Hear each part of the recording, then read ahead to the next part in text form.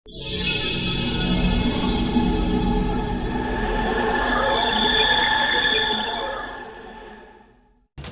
वो दुनिया की सुपर ताकत बनने के ख्वाब देख रहा है और हम दिवालियापन से बचने के लिए भीख मांग रहे हैं।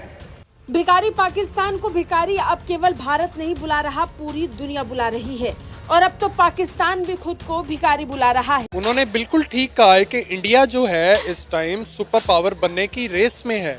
चाइना में एशियन टाइगर्स के बाद, चाइना के बाद इंडिया का नाम ही आता है, पाकिस्तान का नाम दूरों दूर तक नहीं आता है। कि हम आजाद नहीं हुए थे, हमें तो क्रिएट किया गया था ना, मुल्क तो बना था, आजाद तो हिंदुस्तान हुआ था अंग्रेजों से भी और हमसे भी, तो इसीलिए वो तरक्की कर गए। वैसे हमने जिसका साथ छोड़ा है या जिसने हमारा साथ छोड़ा है, चाहे वो हिंदुस्तान हो चाहे वो बांग्लादेश हो, वो हमने देखा कि वो प्रोग्रेस कर गया। एक साइड पे मुझे अगर या आपको कहा जाए कि इंडिया का नाम ही नहीं लेना, इंडिया के बारे में डिस्कशन ही नहीं करनी, इंडिया की तारीफ ही नहीं करनी, और दूसरी साइड पे आप टीवी लगाएं देखें हमारे नेशनल चैनल पे जी हमारे पॉलिटिशियन कह रहे हैं इंडिया से सीख। भारत जो है वो तो सुपर पावर बनने जा रहा है और हम जो है डिफॉल्ट होने के करीब हैं। ये जो लफ्ज़ हैं, जारी बात है इसको इंडियन मीडिया और इंडिया बड़ा हाईलाइट कर रहा है कि भाई देखो कैसा वक्त आ गया है कि जो मुल्क हमारे साथ आज़ाद हुआ था आज वो खुद मान रहा है कि हम जो हैं वो हार रहे हैं। डिफॉल्ट मुल्क तो आपने देखा होगा, जो प्रीवियसली आपके पास एग्जांपल है श्रीलंका की, बिल्कुल श्रीलंका की। ये डिफॉल्ट मुल्क ऐसे होते हैं। अब डिफॉल्ट अगर आपका कैमरामैन दिखाए तो ये डिफॉल्ट मुल्क तो नहीं है।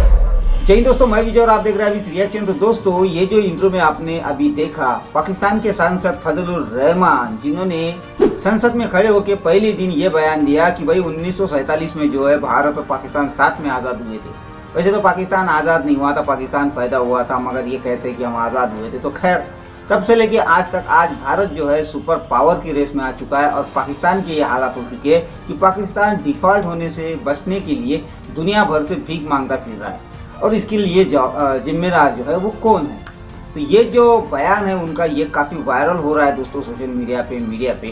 तो इस बयान को देखने के बाद पाकिस्तानी अब ये कह रहे हैं कि भाई अगर हम कभी भारत के बारे में अच्छी बात कर दे, भारत की तारीफ कर दे, तो हमें तो गद्दार कहा जाता है, हमें जो है नोटिस दिया जाता है, हमें भारत का एजेंट कहा जाता है। मगर आज जो ये हमारा नेता संसद के अंदर खड़ा होकर भारत की एक तरह से तारीफ कर रहा है, तो अब इसको लेके क्या करेंगे? तो और भी बहुत सारी बातें दोस्तों इस बयान के बाद में, इस वीडियो के वायरल होने के बाद में पाकिस्तान में हो रही है। तो चलिए देखते हैं किस तरह की बातें ये लोग कर रहे हैं। करते हैं वीडियो को शुरू। मगर वीडियो शुरू करने से पहले जो व्यूअर्स हमारे चैनल पे पहली बार आए हैं उनसे रिक्वेस्ट करूंगा, प्लीज़ हमारे चैनल को सब्सक्राइब कीजिए, वीडियो को लाइक और शेयर जरूर कीजिए। तो चलिए करते हैं वीडियो शुरू। देखिए, बात ये है कि मैं तो मौलाना फजलुर रहमान साहब की आइडियोलॉजी से बिल्कुल एग्री नहीं करता, लेकिन उनके बयान से मैं 100% एग्री करता हूँ। उन्होंने बिल्कुल ठीक कहा है कि इंडिया जो है इस टाइम सुपर पावर बनने की रेस में है। चाइना में एशियन टाइगर्स के बाद, चाइना के बाद इंडिया का नाम ही आता है, पाकिस्तान का नाम दूरों दूर तक नहीं आता है। उसकी वजह ये है कि हमारा जो पॉलिटिकल निज़ाम है, जो एडमिनिस्ट्रेटिव निज़ाम है, जो हाइब्रिड निज़ाम है, वो नाकाम हो गया। आप यानी कि जब तक आप देखें, या तो आप सोशलिस्ट निज़ाम ले आएँ यहाँ पे चाइना की तरह, नॉर्थ कोरिया की तरह, या आप जमहूरियत ले आएँ यूके की तरह, अमेरिका की तरह। देखें ना, कोई इस टाइम हम ना तीतर हैं ना बटेर हैं, ना हम इधर के हैं ना हम उधर के हैं। आपका कोई देखें, कोई पॉलिसी होनी चाहिए, कोई स्टेट पॉलिसीज़ होती हैं। अमेरिका जो है, इंडिया है, चाइना है, सिंगापुर है, रशिया है, इनकी स्टेट पॉलिसीज़ होती हैं। हुकूमत ए की आए, मिस्टर बी की आए, मिस्टर सी की आए, पॉलिसीज़ उनकी चलती रहती हैं। तो मौलाना साहब ने जो बयान दिया है, उनको पहले तो वो ऐसे बयान नहीं देते थे, देर आए दुरुस्त आए, बिल्कुल ठीक बयान दिया है। पाकिस्तान जो है रेस में अब तो शामिल ही नहीं। जब आप डाटा देखते हैं, जब आप इस क्वेश्चन को एड्रेस करने की कोशिश कर रहे हैं कि क्यों हमारे पॉलिटिशियंस इस तरह की स्पीचेस कर रहे हैं, तो वो फिर इसका कंपैरिजन करते हैं। वो कहते हैं जी कि इंडियन जो ग्रोथ है, जीडीपी ग्रोथ रेट है, वो तो तकरीबन 7.6% पे चल रही है। मतलब ये एक लेवल बन चुका हुआ। और अगर देखा जाए, जो जिसे कहेंगे ना जीडीपी पर कैपिटा इनकम जो है, जिसे नॉमिनल कहा जाता है, वो तकरीबन 2600-2700 के करीब है। इसी तरह अगर आप देखें कि वहाँ पे जो इन्फ्लेशन रेट है वो 5% है, हमारे यहाँ पे 30% इन्फ्लेशन रेट है। 30% से भी ज़्यादा हमारा इन्फ्लेशन रेट है। करंट अकाउंट डेफिसिट आप देख लें भारत का, वो 1.2% है हमारा जो है उसका। अब एक्सपोर्ट देख लें, ठीक है जी, सिर्फ एक क्वार्टर में उनकी जो एक्सपोर्ट है, पहले क्वार्टर जनवरी से मार्च 2024 में वो $125 बिलियन की एक्सपोर्ट है, आप इमेजिन कर लें, ठीक है। सो इसीलिए दुनिया में 5वें नंबर पे बड़ी इकोनॉमी के तौर पे वो सामने आ रहे हैं। अब ये क्वेश्चन जो है ये पाकिस्तानी अब करने लग पड़े हैं। सर बेसिकली पाकिस्तान और इंडिया आज़ाद तो इकट्ठा हुआ है, लेकिन जो डेवलपमेंट है ना, जो तरक्की की है, वो दोनों ने अपने रास्ते डिफरेंट जो है ना वो इख्तियार किए। ठीक है। पाकिस्तान जब से बना है, जो भी हुक्मरान है, हमारा हुक्मरान आया, उसने पाकिस्तान के बारे में नहीं सोचा, अपने इवन के बारे में, अपने अपने बारे में सोचा है। शुरू से देख ले, जितने भी हुक्मरान आए उन्होंने अपनी प्रॉपर्टी बनाई है। इवन के जो पॉपुलेशन है, पॉपुलेशन जो अवाम है, उसके बारे में कुछ नहीं सोचा। अगर अवाम के बारे में सोचा होता, जो आज जो यंग जनरेशन है जो जॉब ढूंढती फिरती है, वो बेरोजगारी का शिकार ना होती। ठीक है। अगर वो बेरोजगारी का शिकार न होती तो मुल्क आज डेवलपमेंट की तरफ कामजन होता। जैसे बाहर की जितनी भी गवर्नमेंट है उनको देख ले, वो अपने यंग जनरेशन को सपोर्ट करती हैं, उनके ऊपर इन्वेस्टमेंट करती हैं। यहाँ पे हमारी गवर्नमेंट क्या इन्वेस्टमेंट करती है? कुछ भी नहीं करती। गवर्नमेंट का जो बच्चा होता है उसके ख्वाब जो दिल में होते हैं वो दिल में ही रह के दफन हो जाते हैं। ठीक हो गया। इंडिया के साथ दूसरी बात, इंडिया के साथ हमारा कंपैरिजन नहीं जो है वो बनता ही नहीं है। हमें अपनी ईद का चांद नजर नहीं आता और इंडिया ईद पे चांद पे जो है वो पहुंचा हुआ है, हमें अपना चांद नजर नहीं आता। वो टेक्नोलॉजी में बहुत आगे, हमारा उनसे कोई कंपैरिजन नहीं। पाकिस्तान और भारत एक ही दिन आजाद हुआ, 15 अगस्त। लेकिन मौलाना साहब, एक तो 15 अगस्त की मुझे समझ नहीं आती, 14 अगस्त है, हम तो 14 अगस्त को मनाते हैं। लेकिन ये कि हम आजाद नहीं हुए थे, हमें तो क्रिएट किया गया था ना, मुल्क तो बना था, आजाद तो हिंदुस्तान हुआ था अंग्रेजों से भी और हमसे भी, तो इसीलिए वो तरक्की कर गए। वैसे हमने जिसका साथ छोड़ा है या जिसने हमारा साथ छोड़ा है, चाहे वो हिंदुस्तान हो चाहे वो बांग्लादेश हो, वो हमने देखा कि वो प्रोग्रेस कर गया। इकोनॉमी भी उनकी ठीक हो गई, एजुकेशन सिस्टम भी उनका ठीक हो गया, फौज भी उन्होंने साइड पे रखी कि जहां फौज का काम है वहीं तक रहे। तो इसका मतलब तो यही है कि जो जो हमारे पास से चला गया या हम जिसके पास से खुद आ गए, उन सब के लिए बेहतर हो गया, और हमारे लिए तो जाहिर है कि जो हो रहा है सो हो रहा है।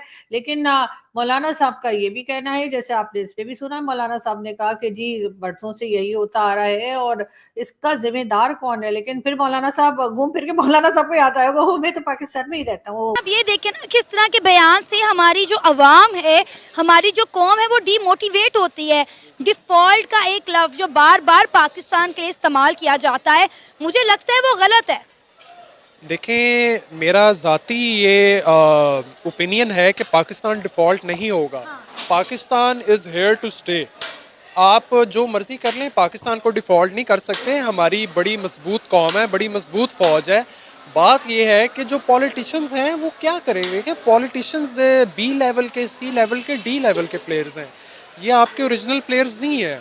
अनफॉर्चुनेटली आई हैव टू से कि आपकी मुल्क की जो पॉलिटिक्स है वो आपके पॉलिटिशियंस उसका क्या बोलते हैं कि एक दरिया का मोड़ जो है वो यानी कि इकट्ठा नहीं करते। आपकी जो इंटरनेशनल इस्टेब्लिशमेंट है, जो आपकी मिलिट्री है, वो जो सऊदी अरेबिया है, वो आपकी यानी कि फैसला करता है कि मुल्क में क्या होएगा। वो मुल्क पाकिस्तान जो 77 साल पहले इंडिया से अलग हुआ, आज उसी के सियासतदान जो है इंडिया की तारीफ कर रहे हैं और पाकिस्तान के बारे में बता रहे हैं कि पाकिस्तान डिफ़ॉल्ट हो रहा है। क्या कहना चाहेंगे आप इस सारे बयान पर उनके?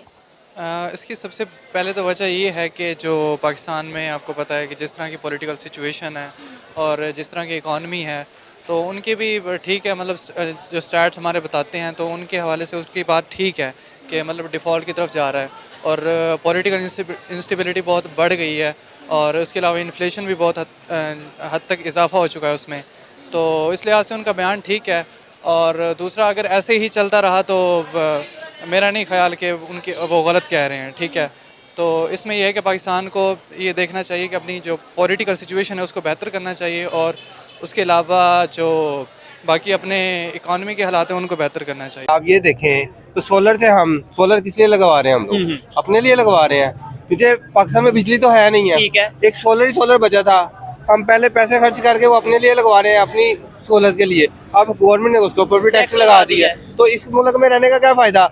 हम अगर एक माचिस भी खरीद रहे हैं उसके ऊपर भी टैक्स दे रहे हैं, हर चीज पे टैक्स दे रहे हैं, लेकिन हमें क्या बेनिफिट्स मिल रहे हैं? इसीलिए आज से अगर आप देखें फॉरेन किसी भी कंट्री में चले जाओ, अगर आप उसको किसी भी चीज पे टैक्स दे ना तो उसका आपको बेनिफिट्स मिल रहे हैं, लेकिन पाकिस्तान में क्या मिल रहा है हमें? ठीक है। अच्छा, एक चीज मैं यहाँ पे क्लियर करना चाहूँ, सोलर के ऊपर अभी टैक्स लगा नहीं है, वो जो 2000 रुपए की खबर आ रही है, खबर ही आ रही है कि लग जाएगा। पाकिस्तान में यही होता है, जो खबर आ गई है समझो वो चीज लग गई है। चीज देखे, ये सारे जितने भी ना सारे अल्हम्दुलिल्लाह एम्प्लॉई हैं, ठीक है, सैलरी जॉब एम्प्लॉयड कर रहे है, हैं। सारे जॉब कर रहे हैं, सैलरीड एम्प्लॉयड है, और ये अपनी सैलरी में से टैक्स भी पे कर रहे हैं।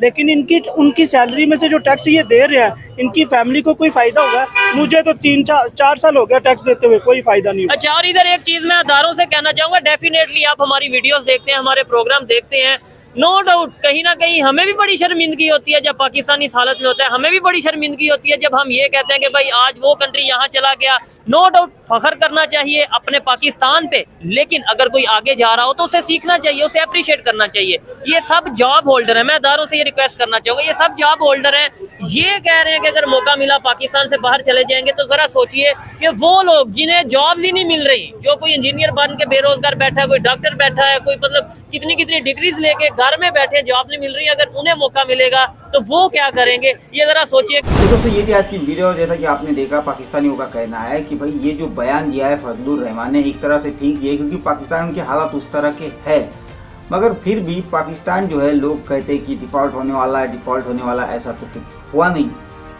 और होगा भी नहीं, क्योंकि पाकिस्तान की फौज बहुत स्ट्रांग है, पाकिस्तान के लोग स्ट्रांग है। तो भाई ऐसा कुछ नहीं है, पाकिस्तान की फौज स्ट्रांग नहीं है ना पाकिस्तान के लोग स्ट्रांग है। भाई जो आपके लोगों में टैलेंट है, आपके लीडर्स के टैलेंट को मानना पड़ेगा, क्योंकि जब भी पाकिस्तान डिफॉल्ट होने के करीब आता है तो आपके जो लीडर्स हैं वो कटोरा लेके चाइना के आगे लेट जाते हैं, या तो फिर सऊदीया के आगे लेट जाते हैं, या और कोई देश के आगे लेट जाते हैं, क्योंकि इनमें टैलेंट है भीख मांगने का। और ये फिर वहाँ पे गिड़गिड़ाते हैं, और तब जाके जब इनको रहम आता है तो कुछ पैसा आपके कटोरे में मिल जाता है, तब आपका मुल्क जो है डिफॉल्ट होने से बच जाता है। तो इसमें आपकी फौज स्ट्रांग है, ये स्ट्रांग है, ये कोई बात नहीं, इसमें सिर्फ आपका मांगने का टैलेंट है। तो और दूसरी बात जो आप कह रहे हैं कि भारत की मीडिया में ये खबर दिखाई जा रही है, मज़े लिए जा रहे हैं, तो भाई ऐसा कुछ नहीं है। जो बात उन्होंने कही है सही है, वैसे ही हालात पाकिस्तान के है और वैसी ही खबर भारत में चल रही है, तो इसमें गलत क्या है? जब भारत की अगर कोई इस तरह की खबर होती है तो पाकिस्तान के मेन स्ट्रीम मीडिया भी आती है, तो ये तो मीडिया में चलना ही है। तो खैर दोस्तों, ये थी आज की वीडियो, आशा करता हूँ आप सभी को अच्छी लगी। तो चलिए चलते हैं, मिलते हैं अगली वीडियो में, तब तक के लिए जय हिंद।